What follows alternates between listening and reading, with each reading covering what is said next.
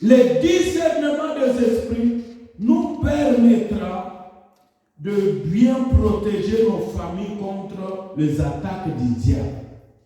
Le discernement des esprits nous permettra de protéger nos familles et même notre église contre les attaques du diable. Protéger tes enfants. Comment les protéger? C'est par la prière. On protège sa famille par la prière. Tu peux voir comme ça ton enfant commence à dérouter. Ce sont des esprits qui entrent, qui travaillent par les enfants.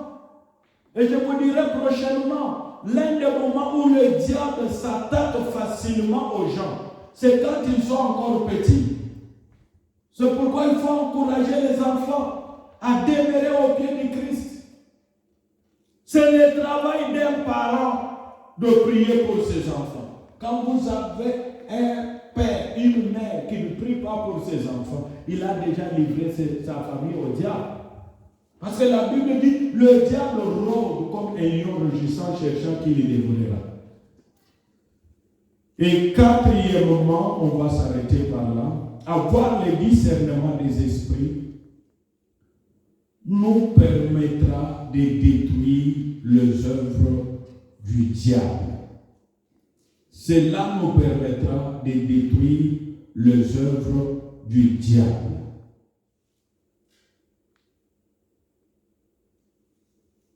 Tu ne peux pas détruire les œuvres du diable. Tu ne peux pas faire la prière du combat spirituel si tu ne connais même pas que c'est le diable qui agit ici. Vous avez vu Jésus, il a compris que c'est le diable qui agissait derrière Pierre.